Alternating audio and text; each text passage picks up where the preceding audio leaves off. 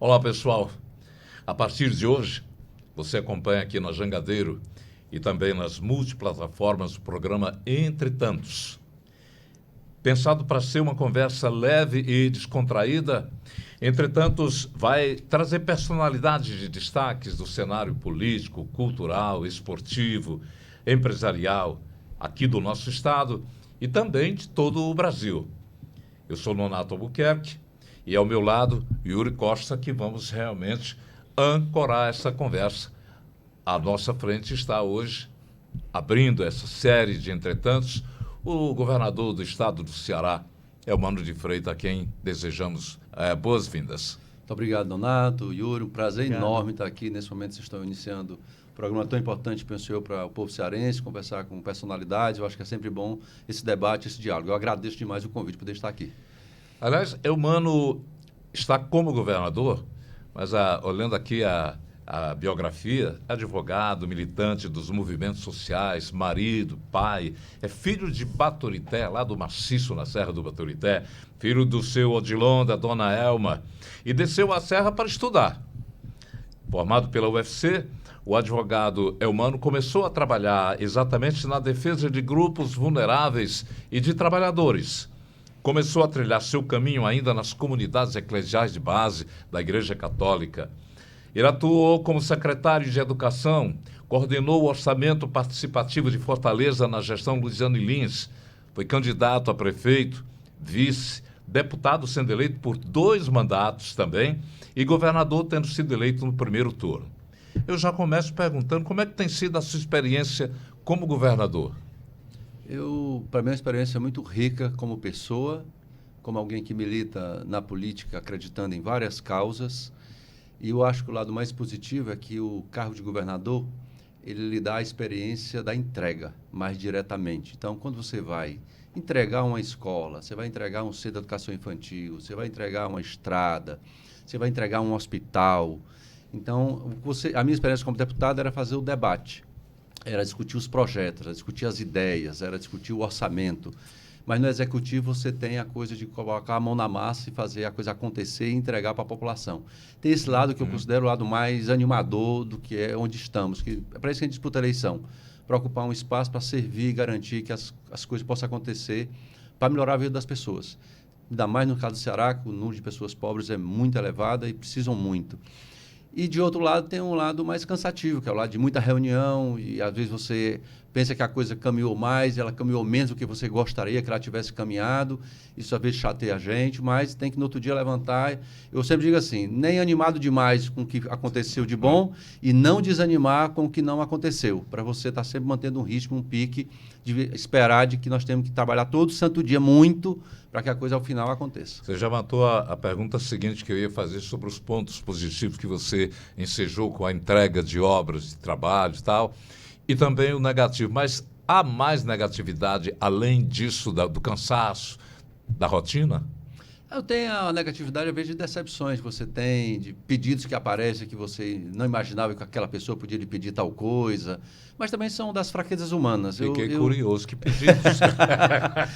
Eu imagino que sempre assume um cargo posso contar um público, exemplo as assim, que eu não pessoas preciso dar nome de ninguém. Eu Mas chego num local, uma pessoa diz que está inscrita num concurso e bota o número da inscrição dela e quer ver se o governador pode ajudar ela a passar. Aí você tem que responder que a ajuda que você pode fazer, estude muito. Vou rezar por você. Então, mas você esperar que alguém, no dia de hoje, queira que o governador mexa os pauzinhos para ela ser aprovada num concurso, isso dá tristeza na gente, eu não posso negar. Mas, efetivamente, também tem muita gente se esforçando, estudando muito para poder passar num concurso. Ainda é falta de uma consciência política do cidadão brasileiro, né, em relação a esse tipo de abordagem. Ou então consciência, às vezes, da velha política, né, ainda arraigada. Eu vendo muita coisa ainda que acontece no mundo real da política, de coisa ainda que a gente não conseguiu superar, e acha que um governador pode dar um jeitinho para ela passar. Então, eu imagino que as pessoas talvez achem que... Tem muita gente que acha que o governador pode tudo, ou pode quase tudo, ou que basta querer, né? E felizmente não é assim, né? Aproveitar, né, o Nonato fez a abertura, né, trouxe um pouco do seu currículo. Queria que o senhor pudesse falar para a gente como foi o começo, né, dessa militância política, antes mesmo de assumir cargos públicos, né? Bom, primeiro, eu realmente não pensava sequer em ser candidato. A minha vida toda na militância política, eu comecei com 16 anos, eu era da Igreja Católica, como sou até hoje. militante de grupos de base da igreja. Na minha cidade tinha um padre muito organizador do que nós chamamos de comunidades, e eu fui envolvido nesse movimento da igreja. Nós começamos a discutir política. E daí que eu despertei para a política, e muito cedo também despertei com a identidade minha pessoal maior com grupos de esquerda. E daí eu fui depois tentar entender quais eram os grupos de esquerda, quem era quem, quais as ideias de cada um. E aí eu me identifiquei. Eu sou de uma geração que participou de maneira muito ativa da primeira campanha do presidente Lula, presidente do Brasil, e eu fiz parte da campanha do presidente Lula de 89. Em 85 foi quando eu cheguei em Fortaleza. E efetivamente eu tenho um irmão mais velho, que já era militante de esquerda, da base do Sindicato dos Bancários, que me influenciou muito no início da minha militância. E eu participei de maneira muito simpatizante da campanha da Maria Luísa de 85.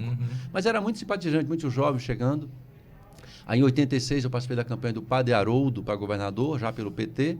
E aí, participei mesmo agora como militante, já atuando, participando dos debates no PT. Em 89, na campanha do companheiro Lula, presidente do Brasil. Eu lembro que nessa época, 88 para 89, eu participei de um primeiro encontro do PT regional em Quixadá, onde nós estávamos discutindo o programa do Lula, quem devia ser o vice do Lula. Havia um debate, se era o Paulo Freire, se era Gabeira, acabou sendo Bisol. Então, foi aí que começou a nossa militância. Eu sempre fazendo campanha para os companheiros, fiz campanha com muito orgulho para o deputado Hilário Marques em 86, fiz campanha para o João Alfredo como deputado do PT em 94, em 98, campanha da Luiziane de vereadora, de deputado estadual. E por uma circunstância muito específica, eu fui morar fora por 6 anos, eu fui advogar em Brasília, passei 6 anos advogando para trabalhadores em tribunais superiores, e voltei para ajudar no governo da prefeita Luiziane. E por circunstâncias muito específicas do momento, como sempre é campanha majoritária, naquele momento eu acabei sendo candidato a prefeito, e daí depois candidato a deputado estadual, depois reeleito deputado estadual, e novamente por circunstâncias que quem acompanha a política no Ceará sabe, do rompimento do Ciro, do Roberto Cláudio, do não cumprimento de um acordo que havia, que a candidatura seria da Isolda governadora. Em virtude desse rompimento, eu fui candidato a governador e hoje estou no exercício do cargo. A sua formação junto às comunidades eclesiais de base nos dá a oportunidade de discutir um tema que está sendo questionado nesse exato momento. Política e religião se misturam? Estou falando exatamente porque há uma discussão que religiosos estão, nesse momento, trocando o altar pelo palanque e abandonando a política do evangelho, mas simplesmente adotando o sistema realmente da política partidária. Nonato, é uma linha muito tênue, na minha opinião. Por quê? Porque quando você é cristão, você tem um conjunto de valores. E esse conjunto de valores, de alguma maneira, forma a sua opinião sobre a sua visão de mundo. Então, na minha formação cristã, amor ao próximo. Na minha formação cristã, dar a mão aos mais humildes, aos empobrecidos, caminhar com eles, ajudar a se libertar. São valores de um cristão, na minha opinião. Ter a vida como elemento central e defesa da vida como fundamento da sua própria existência. Então, acreditar em Deus. Então, são coisas, são valores que são muito importantes para um cristão. E, evidentemente, quando eu vou fazer um julgamento político, agora eu não acho que você ser cristão obriga você a ser de esquerda ou de direita. Alguém pode ser cristão e de direita. Alguém pode ser cristão e de esquerda. É a minha opinião hoje. E eu lhe confesso que na minha juventude eu achava que todo cristão verdadeiro era para ser de esquerda. Porque eu achava que a direita não tinha nenhum compromisso. Eu fui aprendendo com a vida e com a maturidade do tempo de que você tem pessoas sérias, pessoas que têm apenas uma visão diferente de como a sociedade deve produzir sua riqueza, distribuir. E eu, que sou de esquerda, tenho um pensamento que deve ser de outra maneira. Mas eu tenho muito respeito por determinadas pessoas da direita e também aprendi que no campo da esquerda, às vezes você encontra pessoas que vão perdendo determinados valores e até perdem o sentido mais bonito da política. Mas então, o que é que eu acho que nós temos que evitar? É a instrumentalização da religião com fim político eleitoreiro. Isso eu acho que... então, eu acho realmente que quando alguém, em um culto ou em uma missa, vai muito além e busca usar aquele momento para pedir voto, para falar para um candidato, eu hoje considero que é uma postura equivocada, por um motivo simples. Eu considero que o padre que eu vou na igreja, ele é padre meu, que sou de esquerda, ele é padre de alguém da direita, ele é padre, ele deve ser uma liderança religiosa de quem vota em Lula, quem vota em Bolsonaro, de quem não vota em ninguém. Neutra, né? Ele tem que ser uma pessoa que reúna todos. Se ele perde essa condição, ele perde a condição de liderar. Do ponto de vista da fé, todos nós. E para mim, um padre assim, pode até servir para o meu ideário político, mas não serve para o meu ideário religioso. Porque eu preciso de um papa que lidere e una todos. Eu preciso de um bispo que una todos. Que todos nós olhemos para ele e diga, esta pessoa é meu líder e uma orientação religiosa dele eu considero. Se ele extrapola muito a sua posição política, eu vejo que ele vai perdendo essa condição. Ou com um lado ou com o outro. Isso não é bom. Nem para a religião, nem para a evangelização. É um esclarecimento que mostra a postura realmente de quem é sensato nesse ponto de vista, não é? Obrigado. Eu ia voltar perguntando pela questão, o senhor falou que advogou em Brasília, né? Como foi essa atuação como advogado, né? Dos movimentos e algum caso emblemático que o senhor tem guardado?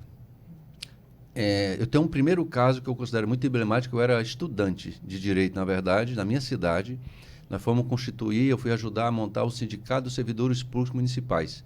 E a pessoa mais danada, aquela mais lutadora, era uma pessoa que trabalhava fazendo limpeza da repartição pública. Uhum. E ela foi perseguida, colocada para um lugar muito insalubre. E eu lembro demais que o estudante, com um colega advogado, Batistinha, lá em Baturité, nós fizemos um mandado de segurança para anular o ato do prefeito, à época.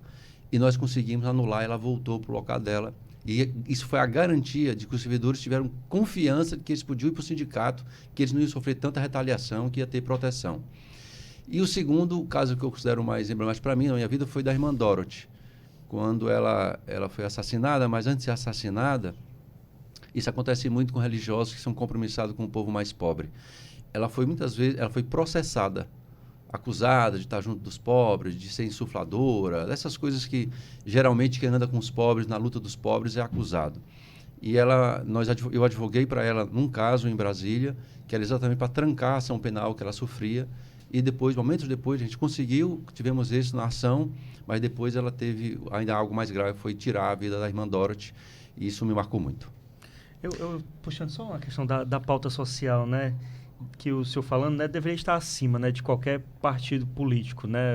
Inclusive, não politizar, no sentido ruim da palavra, né, de brigas, a questão das pautas sociais, né? Não, a pauta social, eu imagino que ela sempre será tema que nós podemos ter diferenças. Por quê? Porque a maneira de resolver os problemas sociais é distinto de quem é de esquerda, quem é de direita, quem é de centro. Isso eu acho uma divergência legítima. Porque nós não precisamos dizer como é que nós resolvemos a pobreza no Ceará ou no Brasil. Tem gente que acha que nós temos que crescer o bolo tanto que não mexe em nada nos grandes ricos. E aí, nesse momento, quando tiver tanta riqueza que o rico não tem nem como gastar, que a gente bota alguma coisa para os pobres. O mercado vai se regular. O mercado se regula.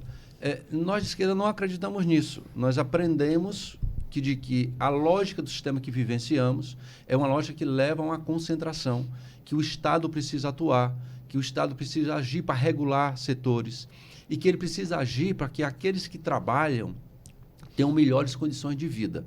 E a história mostra isso. Se não fosse muitas lutas da esquerda, e eu tenho muito orgulho de ser de esquerda, porque 13º salário existe por causa de lutas da esquerda. Férias para o trabalhador, ela hoje parece assim como algo normal, mas não existia no século XIX. E depois nós conquistamos férias para os trabalhadores. Não existia direito da mulher votar. Não havia direito de previdência. Eu sou de uma época que o que um trabalhador tinha no Brasil era um fundo rural. Nós garantimos na Constituição ter um sistema previdenciário. Então, são conquistas que foi o campo da esquerda, historicamente, que lutou por elas. E, historicamente, a direita diz que essas conquistas vai quebrar a economia, que a economia não suporta e que é importante deixar o mercado se autorregular, porque o mercado é tão eficiente. E eu estou dizendo isso, eu estou dizendo que tem pessoas sérias que acreditam nisso. Uhum. Eu, também, com o maior respeito, não creio nisso. Eu realmente acredito que o Estado tem que atuar, que nós precisamos ter mediação no conflito capital e trabalho, porque pela lógica do capital, se ele não, quanto menos direito ele der, maior competitividade ele pode ter com seu concorrente. E se o Estado não entra, ele vai buscar sempre reduzir o direito para diminuir o custo da produção da mercadoria. Por isso nós precisamos ter sindicatos, nós precisamos ter o Estado, precisamos ter os trabalhadores participando do parlamento, dos governos, para garantir que os trabalhadores também tenham acesso a um percentual maior na hora de distribuir a riqueza. E aí está um grande ponto de divergência que temos e que diz o que é alguém que é de esquerda e alguém que é de direita. Quando o senhor fala só para completar, o senhor fala dessa questão de esquerda e direita, né? A gente lembra muito da questão da polarização, né? E como, então, manter um debate sem que isso contamine com a polarização, né? Aproveitando para perguntar o que o senhor acha da polarização. Eu acho que nós temos que saber quais são os níveis de polarização. O Brasil escolheu um sistema eleitoral que ele é de segundo turno, porque pela nossa experiência de ditaduras, o que é que nós decidimos? Que um presidente da República, um governador e um prefeito, era muito importante ele ter a maioria. Por exemplo, em 85 não tinha segundo turno. A Maria Luísa foi eleita prefeita de Fortaleza com 32% dos votos. Na prática, ela não tinha o voto da maioria do fortalezense. E a reflexão que o Constituinte fez no Brasil foi: é importante que tenha maioria, porque é mais difícil você derrubar um presidente que foi eleito por maioria. Uhum. Por exemplo, imagine agora no 8 de janeiro, se o Lula não tivesse a maioria do eleitorado eleito ele. Se ele tendo a maioria, teve gente que pensou em não respeitar a eleição, imagina se ele não tivesse a maioria, se ele tivesse sido eleito com 40%. Ah, o presidente foi eleito e não tem nem a maioria. Como ele tem a maioria, então isso foi uma vacina para buscar diminuir as tentações de alguns que gostam de ditadura. Então, polarização, quando tem segundo turno, é natural ter. O que eu acho que nós tivemos de pobreza maior no último período, a polarização Fernando Henrique e Lula era muito polarizado, mas ele é um polarizado que se debate ideia. Ele é um polarizado que busca divergir quais são os programas. O que é a solução para o desemprego? O que é a solução para uma situação de violência contra as mulheres ou a violência na sociedade? Quais são as propostas? Quando isso polariza, eu não vejo problema. É normal do debate, às vezes. O que eu penso que no Brasil é que, quando a gente polariza, que perde a condição de ouvir o argumento do outro, eu não quero saber o que é que o petista está dizendo. Se ele é petista, eu não escuto. Eu não quero saber o que o bolsonarista está dizendo. Se ele é bolsonarista, eu não escuto, porque eu não vou perder tempo. Quando você chega nesse patamar... E essa tem sido a regra. E é esse que é o grau... Que eu estou entendendo quando você fala da polarização, é porque chegou nesse nível. Então, é muito importante que a gente recupere a condição de debater. Porque debater implica eu ouvir o argumento do outro. E é evidentemente que tem gente que, com o advento das redes sociais, ganha mais com lacrar do que em debater. Inclusive no parlamento, né? Então, eu convivi com um parlamentar que a tribuna, para ele, não interessava muito. Interessava o celular na frente dele para ele lacrar alguma coisa.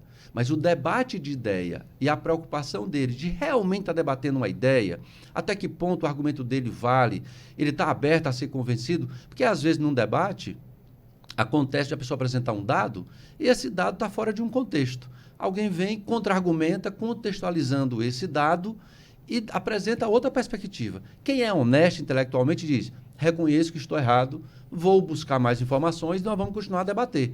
E tem gente que esquece, porque ele não está interessado em debater. Esse é o tipo de parlamentar, realmente. O contrário é parlamentar, né? É como eu penso.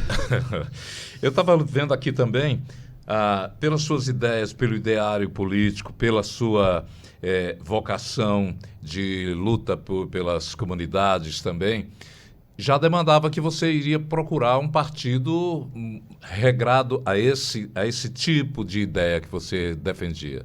Como foi a chegada ao PT e quais os nomes, os colegas de partido da época, até para lembrar aqui para a geração mais jovem, nomes fantásticos que tivemos na política cearense. E lembrando sempre, né, quando mais jovem, né, às vezes os estudantes, né, os universitários, às vezes procuram até partidos mais militantes ainda, né? Por que o PT e não outros partidos mais à esquerda? Às vezes a gente nem conhece a militância de outros partidos, né? Eu confesso que o meu caso se deu pela minha relação com a igreja. O PT, quando foi formado, ele teve 3 grandes vertentes. Uma vertente sindical, que era o Lula representado no Sindicato dos Metalúrgicos, uma vertente da Igreja Popular no Nordeste, que eram padres e freiras e leigos que trabalhavam nas comunidades mais carentes pelo Nordeste afora, e vivenciavam situações de luta por direitos com essas pessoas, e foram percebendo que os parlamentares de esquerda, que muitas vezes estavam no MDB, nessa época o PT ainda nem existia, E foram vendo que esses parlamentares mais à esquerda tinham maior identidade com essas causas, apoiavam essas lutas e foram se identificando com a esquerda. E uma outra vertente que foi o movimento estudantil. Quando eu sou de Baturité, eu comecei a militância lá. Quando eu cheguei na universidade em 89, na verdade eu já tinha muita simpatia pelo PT, porque eu já vinha dessa convivência com meus companheiros e companheiras da igreja. Então, na minha formação, Frei Beto foi muito importante, Leonardo Boff foi muito importante, na minha formação cristã e na formação cristã política, digamos assim.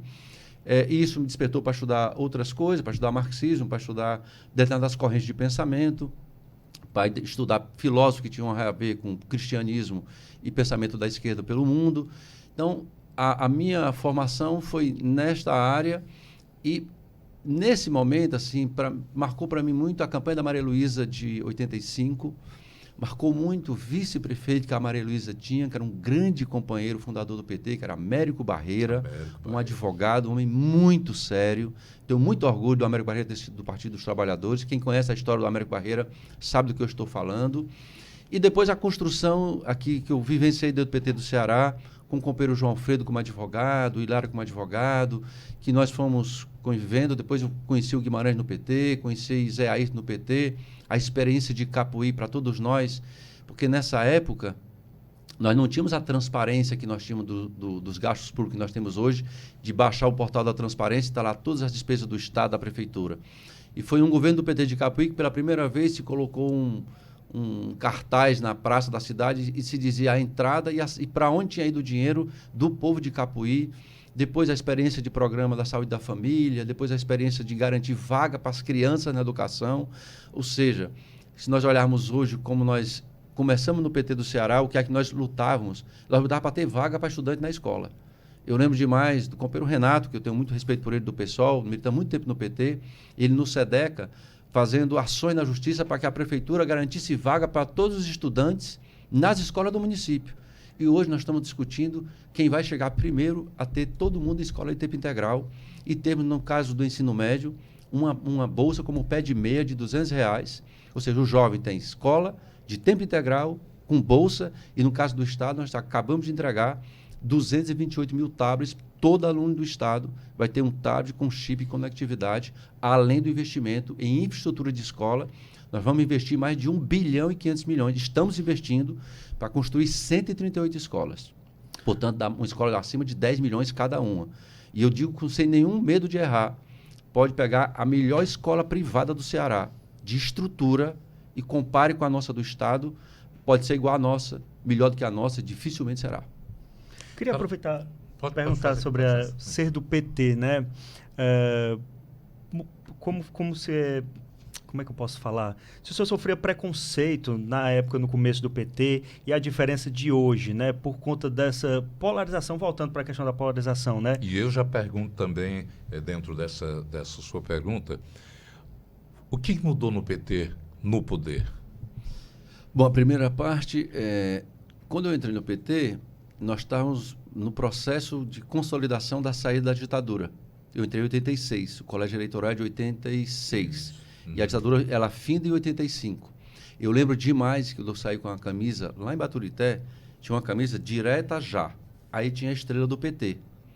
Para quem defendia, quem era do PDS à época, que era contra e era beneficiário do sistema de ditadura do Brasil, quem olhava alguém com a camisa direta já era direta já para presidente da República. Porque o PT puxou com o MDB, com o PDT, formou-se uma grande frente no Brasil para que o povo brasileiro pudesse escolher o seu presidente. Que tem gente que não lembra que não era assim. Isso foi uma luta do campo da esquerda para que o nosso povo pudesse eleger o prefeito da capital. Nós passamos mais de década para poder escolher o prefeito de Fortaleza. A primeira foi a Maria Luísa em 85. Quando chegou em 89, nós pudemos eleger o presidente da República, que também não podia. Quem elegeu o presidente do Brasil eram os deputados federais e senadores. Era assim que era escolhido o presidente do Brasil. E eu lembro demais a pessoa me olhando com cara feia em Baturité, porque um jovem de 18, 19 anos estava andando com a camisa direta já. Porque na minha cidade, a disputa de prefeito era Arena 1, 2 e 3. O MDB nem candidato tinha. Não. Então, você imagina qual era a cultura política que a gente vivenciava. E nós, com coragem, de jovens muito destemidos, fomos para a rua fazer a campanha do Lula. E em 88, essa alegria eu tenho, porque em 88 nós ganhamos a eleição para prefeito de Baturité. A primeira prefeitura do PT foi Fortaleza, em seguida nós tivemos Icapuí, mas eleito nós tivemos o prefeito Dr. Fernando, que era um médico, que era do MDB, foi para o PSB, e nós do PT indicamos a vice e ganhamos a eleição de prefeito. Foi uma experiência muito exitosa. Então, tinha esse preconceito. O que é que mudou no PT, estando no poder e no governo? Primeiro, eu acho que mudou muito mais conhecimento da sociedade brasileira e do Estado brasileiro. Eu acho que tinha muita coisa que nós do PT achávamos que conhecíamos tudo e a realidade é muito mais complexa do que nós pensávamos que era. Isso é um primeiro aspecto, eu acho que isso nos fez amadurecer. Isso impactou? Impactou muito. Impactou como é que nós olhamos o serviço público, impactou como é que nós olhamos o papel do Estado, impactou como é que você pensa o desenvolvimento da sociedade, a complexidade que é a transformação social, porque por muito tempo nós achávamos que era fazer uma reunião do nosso povo, fazer muita luta na rua, ganhar um poder político, às vezes processos violentos, e que rapidamente as questões seriam resolvidas. E a vida mostra que não é assim, que os processos são muito mais lentos, que os processos são muito mais complexos, que você muitas vezes até melhora a condição real, material da vida do povo, mas você não muda o comportamento, mas você não muda a consciência, mas você não muda como as pessoas se comportam na vida e, portanto, os processos de mudança da sociedade são mais profundos e exigem maior paciência e um trabalho mais permanente. Mano, a essa época já existiam divergências. Sim. Hoje elas continuam em um domínio até muito mais, até mesmo de surpreendente. Comenta-se, critica-se o PT de raiz e esse PT menos atuante nas bases. Qual é a sua análise disso? Primeiro, eu acho que é artificial colocar desta maneira. No PT, todos têm espaço no parlamento, todos os grupos, todos têm alguma prefeitura ou algum governo, ou já governaram, e todos têm militância no meio popular, seja no sindicato, seja numa associação de moradores, seja no movimento de jovens. Todos temos, o PT tem essa grande riqueza, na minha opinião, que está em governo, está no parlamento, mas mantém presença na sociedade. Tem muito petista em sindicato que eu tenho muito valor a esses companheiros e companheiras. O que eu penso que no PT nós vivenciamos, primeiro, é uma disputa de espaços, que eu acho que é uma pobreza que nós incorporamos. Nós temos, às vezes, divergências que não são divergências fundamentais, mas por uma disputa de espaço, por uma eleição de um parlamentar ou outra, a gente, às vezes, dá peso a uma divergência que ela é pequena. Mas pela disputa de espaço político, aumenta-se essa divergência no discurso. O que eu acho mesmo é que nós, do PT, nós temos hoje diferenças de como lidamos com as realidades políticas que enfrentamos. Qual é a visão que nós temos de transformação social? Há um conjunto de companheiros que tem meu respeito, verdadeiramente tem, de que pensa que o campo da esquerda deve fazer um trabalho com a população, se manter apenas no campo da esquerda e derrotar o centro e a direita para fazer a transformação social. A minha avaliação, depois de tanto tempo militando no meio popular, é de que essa estratégia é fadada ao fracasso. Porque todas as experiências, seja internacionais, seja a nossa experiência, especialmente a nossa experiência brasileira, mostra que você, em regra, tem 30% a 35% da sociedade com uma perspectiva um pouco para a esquerda, mais ou menos, 30% a 35% para a direita, mais ou menos, e tem um centro político na sociedade brasileira que meio que define para onde vai. E você não consegue fazer a transformação que nós queremos com o nosso projeto se nós não dialogarmos com esse centro político. E isto é um aprendizado da realidade política brasileira. Por que é que o Lula perdeu em 89, perdeu em 94, perdeu em 98? Por que é que ele ganha em 2002? Por uma crise de desemprego e porque o Lula entendeu e o PT entendeu que era importante ter o Zé de Alencar na vice para que este centro político fosse colocado um programa com ele, que ele aceitasse um conjunto de propostas para nós irmos transformando a sociedade brasileira. Isso explica o vice atual. Isso explica o vice atual também. Então, há um conjunto de companheiros que é contrário a essa estratégia, acha que é melhor o PT estar só com a esquerda, e isso mantém, digamos assim, uma coerência programática maior, é verdade, mas, de outro lado, essas experiências de coerência programática maior leva à derrota. E você não transforma a sociedade sendo derrotado em todas as eleições, em todos os processos políticos. Não tem conquista. O partido aqui no Estado está, nesse momento, em processo para eleger o novo presidente, a nova presidência. E parece que as duas chapas estão coadunadas nessa discussão toda, de achar que o PT tinha que ser... Voltar ao PT do passado. Do passado e evitar perder a raizada, não dá, né? Perder a coisa singular que era a raiz, PT raiz. Rever também, até entrando nessa questão, rever também essa possibilidade de alianças, né? Talvez o que o PT raiz vem sendo discutido vai ceder a algumas ideias que são caras ao partido. Então, me parece que é uma divergência não real, porque os campos do PT, todos tiveram experiência de governar. O campo de esquerda no PT, que a companheira Luiziane é líder, a Liliane, a Mariana, vereadora, já governou. Governou com aliança ampla. Não governou com aliança restrita. Como era a nossa aliança em Fortaleza para governar? Era ampla. Da mesma maneira que nós governamos o Estado hoje. A aliança é ampla, porque eu penso que... Aí o que eu digo, aí eu acho que nós não temos uma divergência real. Né? Todo o partido nosso, no Ceará, tem muita presença em sindicatos.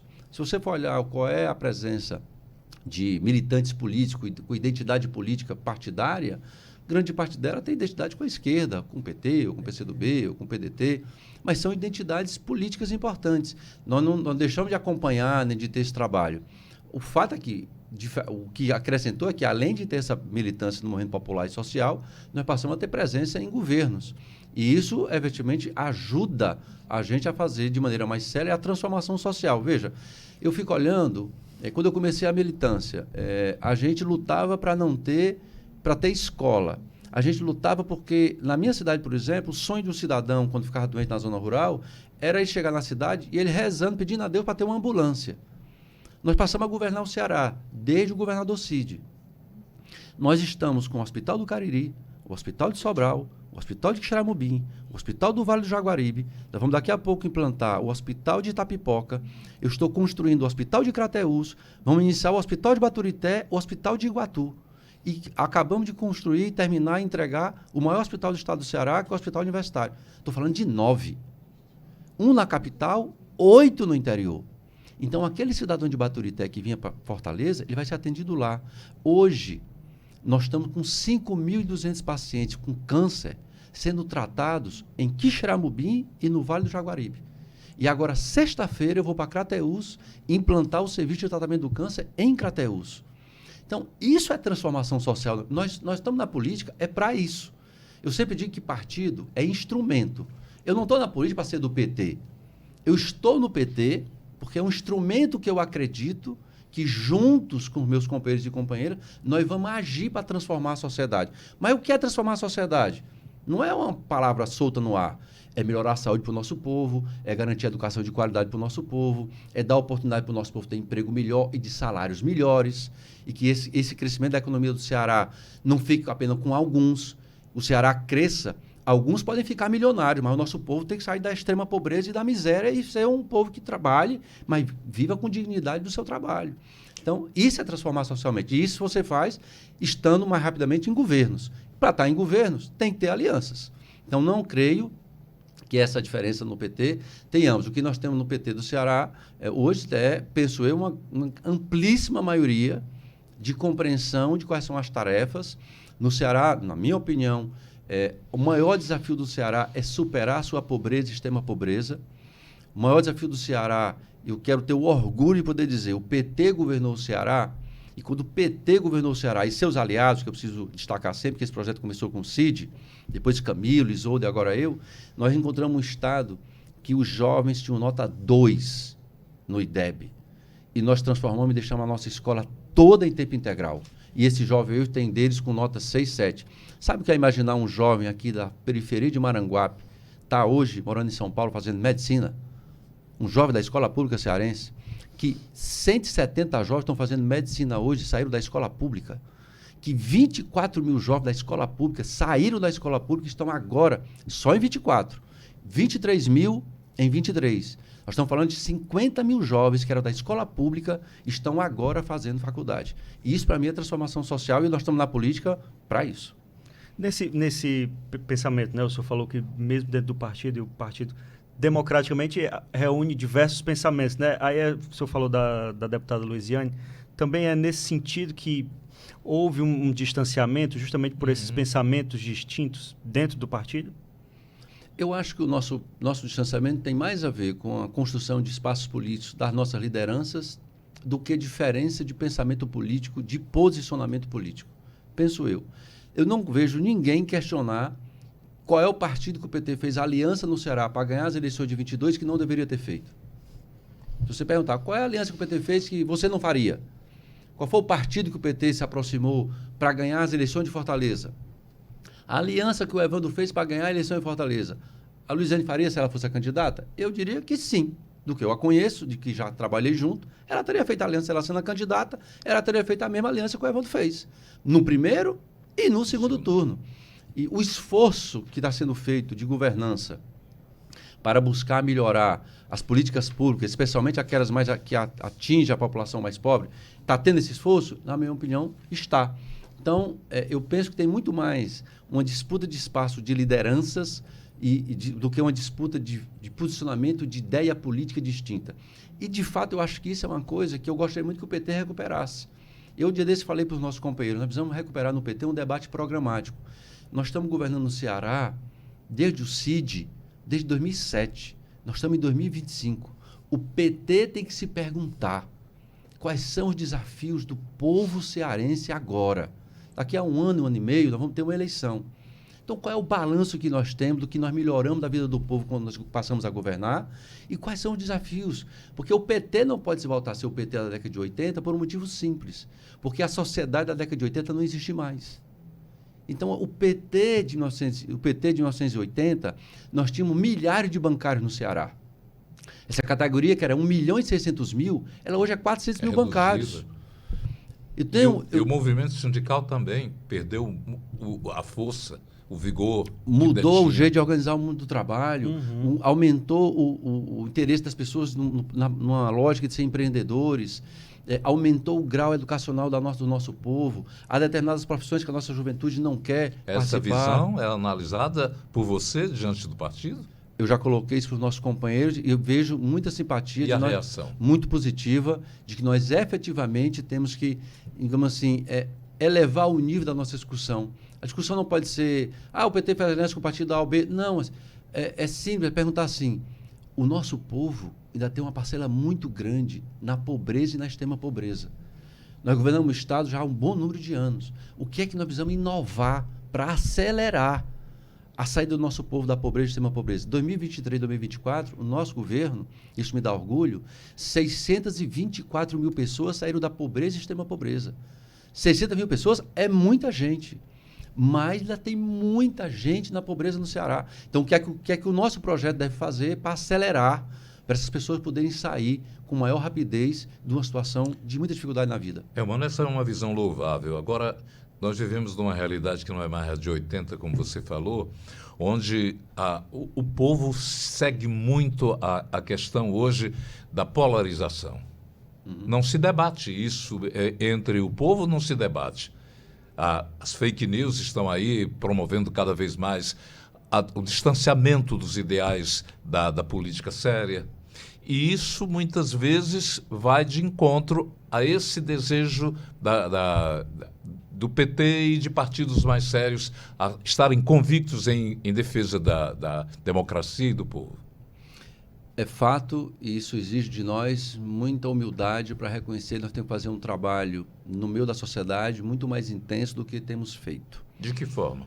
E penso que nós temos que valorizar muito os nossos companheiros que não estão em mandato, que não estão em governo, e possibilitar que que hoje os partidos têm fundo partidário, os partidos que têm estrutura, quem está em governo não precisa dessa estrutura, mas quem está na sociedade precisa, para fazer formação política, para fazer seminário, e um partido, ele precisa pensar quais são as bandeiras. E penso que isso também, da nossa parte, tem um equívoco. Nós precisamos o PT, por muitos anos, nós elegimos determinadas bandeiras para lutar e mobilizar a sociedade em torno delas. Então, isso nós não temos feito. E nós temos que eleger, sentar, debater. Por isso que eu digo, quais são os principais problemas do nosso povo? Para você fazer bandeiras a partir dos problemas do povo. Vou dar um exemplo prático. O PT precisa urgentemente debater segurança pública. Porque o nosso povo está a sofrer com o problema da segurança pública. E ele não se resolve no âmbito do Estado, ele não se resolve no âmbito do município, ou tem um projeto nacional para isso, ou nós não vamos ser capazes de resolver. E quem governa o país somos nós.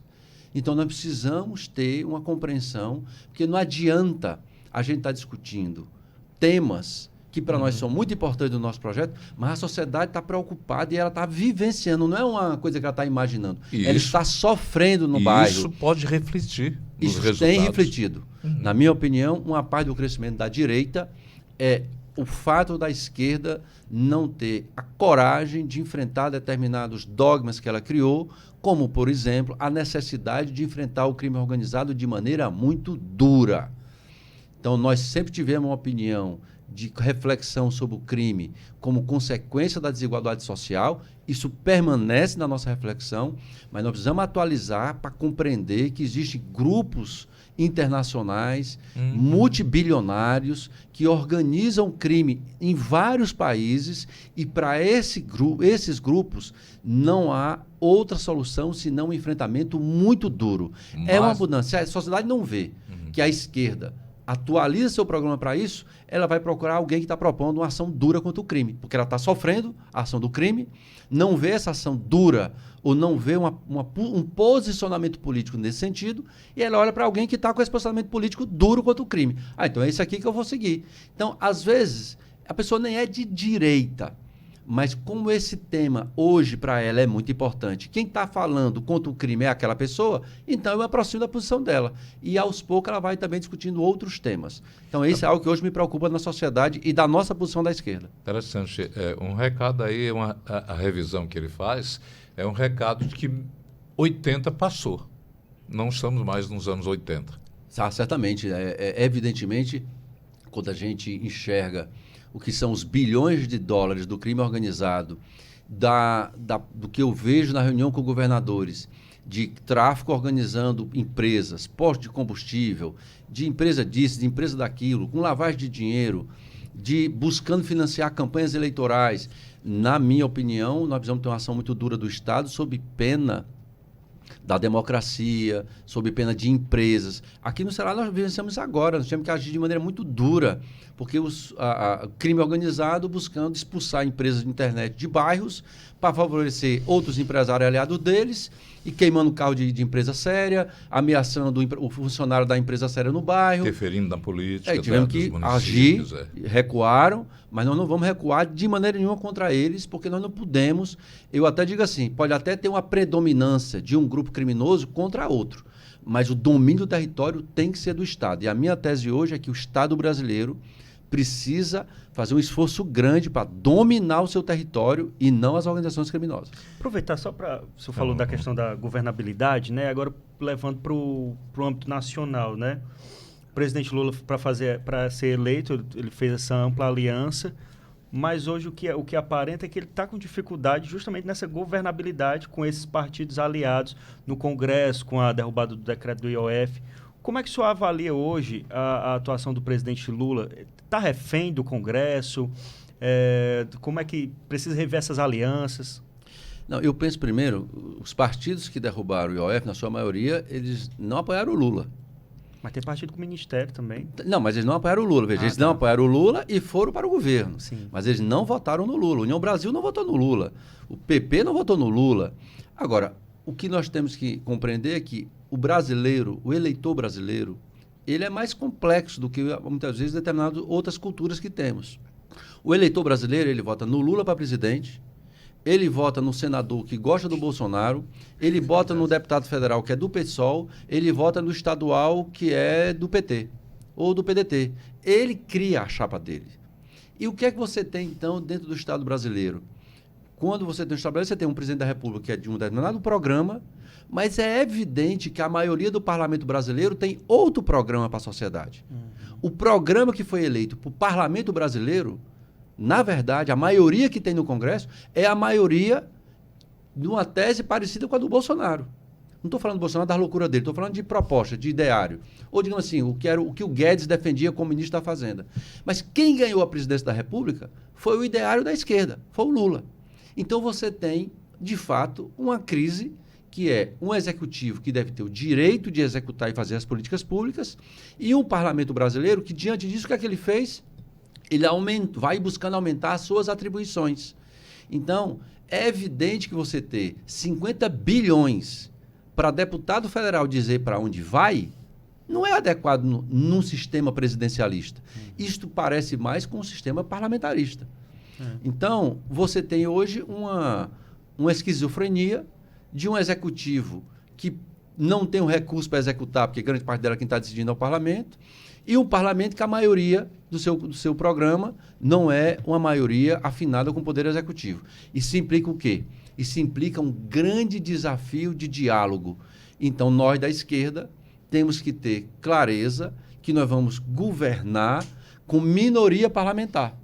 Isto coloca limites e tem uma consequência prática na política. É que as expectativas que nós criamos na campanha, nós vamos ter muito mais dificuldade de realizar porque eu tenho um parlamento que não quer deixar eu alcançar esses objetivos. Então, é uma situação mais delicada. Nós estamos vivendo um parlamentarismo às avessas. Nós estamos vivendo um presidencialismo fragilizado. Isso eu não tenho nenhuma dúvida. O presidencialismo brasileiro as emendas impositivas, elas não existiam, depois elas passaram a ser emendas impositivas individuais, depois elas passaram a ser emendas de bancada individuais e estavam querendo emenda de comissão impositiva. Evidentemente que isso buscando ter um sistema parlamentarista. Se o presidente não atender aos pedidos dos parlamentares, esses lá, que nesse momento derrubaram a IOF, eles já anunciam também, se for ao Supremo, e o governador, o presidente fez isso hoje, né? Sim. Então, que vem retaliações. O que é que você espera, o futuro presente desse país em relação a essa briga, na qual quem está no meio do tiroteio é o povo? Eu espero duas ações paralelas. A primeira, deixar claro qual é a nossa diferença. Por quê? Porque o que está em jogo não é aumento de carga tributária. O que está em jogo é o seguinte: o país tem um déficit fiscal. As contas não estão fechando. Quando você está em casa, que a sua conta não está fechando, você diz assim: eu corto o quê? O que eu estou ganhando não dá para pagar o aluguel, a conta de água, a conta de luz, o remédio, eu saio um fim de semana, eu faço alguma coisa. Eu vou cortar onde? É essa discussão que o governo brasileiro está fazendo com o Congresso. O governo brasileiro, assim, para fechar a conta e melhorar quem está mais pobre no Brasil, eu dou isenção de imposto de renda a quem ganha até 5 mil, eu diminuo a alíquota de quem ganha até 7 mil e eu vou cobrar uma alíquota maior de quem é multimilionário. O Congresso tem outra opinião, programática, não estou falando de coisa errada. Não, a opinião do Congresso é não. Diminua a sua despesa com a educação, diminua a sua despesa com a saúde, diminua a sua despesa com a segurança pública.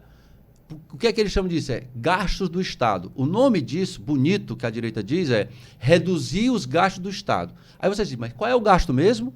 É o gasto da educação, é o gasto da saúde, é o gasto do investimento público. Então, eu imagino que a solução para isso é nenhuma nem outra. Nós vamos ter que encontrar uma solução que reduza alguma despesa do Estado e, ao mesmo tempo, mantenha alguma alíquota para os multimilionários pagar. E isso quem faz é a política. Eu não acho bom, Nonato, a solução do Supremo. Eu lhe confesso. Por quê? Porque quando o Supremo decide, significa que a política está perdendo. Está perdendo. Então, eu sou da tese que nós devíamos ter apostado mais em sentar e tentar encontrar a solução negociada. É difícil? É difícil. Às vezes a pessoa na política senta aqui à mesa conosco, faz como um acordo, quando sai na porta, diz outra coisa. A vida da política tem isso, mas eu penso que nós tínhamos que apostar em dialogar, porque não acho que não tem vantagem nós ficarmos... hoje é o IOF, semana que vem pode ser outra coisa, e na outra semana pode ser outra. E para um governo, eu acho que isso não é bom. Enquanto o governador está bebendo água aqui, você tem pergunta na área política ainda? Tenho mais uma. Então aproveite. Aproveitando aqui, 2026, governador. O senhor ser o candidato à reeleição, isso já está certo, né? Mas o que a gente está vendo esse ano de diferente, né? Já é um debate acalorado para as vagas de senador, candidato ao Senado, né? E cada dia, o que aparenta, né, a gente que acompanha o noticiário político, é que chegam mais postulantes a esse cargo, né? Justamente também do grande arco de alianças que hoje o governo tem. Alguém vai sair com raiva. Como é que estão essas negociações? O que o senhor pode adiantar também para a gente aqui, ó? Primeiro, eu digo que nesse momento eu não sento em nenhuma mesa para negociar a vaga de chapa majoritária. Nenhuma. E as pessoas têm todo o direito de fazer movimentação política. Eu acho que faz parte do jogo. As pessoas só colocarem seu nome para serem lembradas, os partidos quererem que seu nome sejam lembrados, mas todos sabem que essa não é hora de decisão. E eu realmente acho que aqueles que estão conosco no governo, se pensassem melhor, não fariam movimentação nesse momento. Por um motivo simples. Nós não vamos disputar entre nós vamos disputar com a oposição. E na disputa com a oposição em 2026, o que vai ser julgado é o governo do governador Elmano. Ele entregou o que ele se comprometeu ou não? Ele disse que ia fazer escola de tempo integral. Ele fez ou não? Ele disse que ia fazer tais hospitais. Ele fez ou não? Ele ia levar tratamento do câncer para o interior. Ele fez ou não? Ele ia contratar policial. Ele contratou ou não?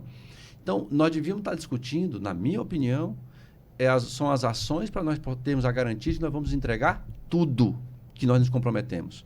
E comunicando ao nosso povo aquilo que nós estamos entregando conforme nós nos comprometemos. O debate eleitoral, ele só interessa à oposição. Ele não interessa, a meu ver, a quem está no governo. Então, e eu fico feliz, ao mesmo tempo, dos partidos quererem estar na chapa conosco. Porque se a gente tivesse muito mal, ninguém estava querendo ser candidato conosco. Como tem muita gente querendo, acho que é um bom sinal de que nós estamos no caminho certo. E eu tenho dito isso, nós temos que nos concentrar nas entregas. Governador que fica pensando demais em eleição, esquece de trabalhar. E esse erro eu não vou cometer. Eu posso cometer outro erro. Esse eu não vou cometer, não. Eu tenho que estar todo dia olhando as 138 escolas como estão. Centro de Educação Infantil, nós já entregamos 63, dá 2 por mês no nosso governo. Nós precisamos entregar mais. Nós precisamos entregar todos os hospitais que eu falei aqui, nós temos que garantir que comecem e eles vão ser concluídos e entregues para o nosso povo. Nós temos que garantir que o concurso aconteça bem, as pessoas sejam formadas e capacitadas e os policiais colocados na rua. Então, se a gente não fizer isso, aí não adianta saber se o nome é João, Pedro ou Maria, porque o povo vai dizer o seguinte, não me interessa se o nome é João, Pedro ou Maria, o fato é que vocês não entregaram o que vocês disseram, vocês me enganaram e tal. E não é isso que nós queremos. Nós queremos a absoluta garantia, nós vamos entregar como estamos fazendo, entregar aquilo que nós nos comprometemos. Mas você não teme que, de repente, o discurso de terra arrasada, a politicagem colocada no discurso da campanha, seja feita de uma outra forma? Ninguém está querendo levar em conta o bem feito, mas, acima de tudo, a execrar tudo que foi feito esse tempo? Eu acho, Nonato, que isso vale para a disputa proporcional. Para a majoritária, não pega. Porque se isso pegasse, uma pessoa como o Elmano, deputado estadual, que quando foi para a campanha, na nossa pesquisa, 85% do povo mal sabia quem era Elmano. E nós ganhamos no primeiro turno. Por que nós ganhamos no primeiro turno? Não foi pelo nome do Elmano. Nós ganhamos no primeiro turno porque as pessoas reconheciam o que o Camilo tinha feito como governador, o que o Lula tinha feito como presidente, e que este Elmano representava o que estava acontecendo no Ceará já há algum tempo, desde o Cid. Então, eu acho que quando a campanha é majoritária, o povo é mais criterioso. Não vai assim... As pessoas não votam no tiririca para governador. Vota para deputado. Porque ela quer dar um voto de protesto. Mas para governador, ela sabe que ela vai gerir a sua vida. Vai gerir a educação, vai gerir a saúde, vai gerir a segurança pública. Aí a pessoa analisa com maior profundidade, na minha opinião. Então, o que eu tenho muita convicção é de que nós temos que garantir as entregas. Com as entregas, eu tenho certeza que o debate eleitoral é outro. E eu penso que a oposição tem muita dificuldade. Porque eu tenho uma oposição que ela já governou. Ela não é uma oposição que não governou, não. Ela governou o Brasil. E ela tem que dizer o que é que ela passou 4 anos governando no Brasil. Qual foi a escola que ela fez no Ceará? Qual foi o hospital que ela fez no Ceará? Qual foi a estrada que quem governou o Brasil fez no Ceará? Eu não peço 2, não. Eu peço 1. E não tem.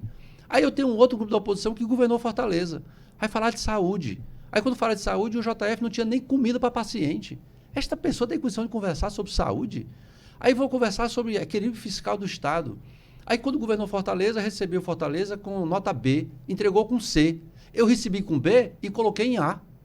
Então, eu acho que nós temos muita coisa para comparar, para discutir, para a gente ver realmente uma oposição que já governou e nós que estamos governando E aí eu acho que a população tem elementos para poder fazer o julgamento. Mas volto a dizer, nós vamos ser julgados a partir do que nós efetivamente entregarmos, e estamos entregando. Esse é o Mano de Freitas, que está abrindo a série de encontros do Entretantos, marcando a presença dele aqui. E a gente está satisfeito também pela sua presença, pela sua vinda, pelas colocações feitas. Eu daria 1 minuto para você falar do Elmano que o cearense não conhece. Nós falamos tanto que... Quem é o Elmano fora do cargo de governador? Tem 1 minuto, dá para falar? Dá, acho que dá. Elmano fora do cargo de governador é alguém que gosta de acordar cedo. É do meu pai, eu acordo 5, 5h30 da manhã, lê jornal, volta, às vezes tira um cochilinho de novo para tomar café, que adora andar a cavalo, muito. Se eu puder, ando toda semana. Interior, gosto muito mesmo. E que gosto muito de dançar forró. É uma das coisas que mais gosto na vida, é dançar forró e andar a cavalo. E gosto de brincar muito com a minha filha. Gosto muito da família, gosto muito dos meus amigos e amigas que fiz pela vida. O que é que você lê de autores? Esse estou lendo romance. Eu leio o livro técnico e para tranquilizar, eu leio o romance. Se puder indicar algum livro para alguém, é qualquer uma escolha da Carla Madeiro. Aham. Aí é a última que eu li, fiquei muito impactado, li as 3 obras que tem e achei muito... Indico a qualquer pessoa, pense que essa escritora ainda vai para a Academia Brasileira de Letras. Porque eu li, é absolutamente fenomenal a obra dessa grande escritora brasileira. Desde que eu estou no rádio, na TV, jornal, conheço você desse jeito. Obrigado. Desde os tempos de coberturas que fiz por aí, o perfil seu é esse que você demonstra também nessa conversa nossa aqui. Prazer enorme, Nonato. Sabe da minha admiração por você como profissional, como pessoa, que eu acho mais importante ainda, e um prazer estar ao lado aqui de Yuri. Um grande abraço, meu querido amigo. Obrigado, governador. Obrigado a você também que acompanhou Entretantos. Até o próximo encontro.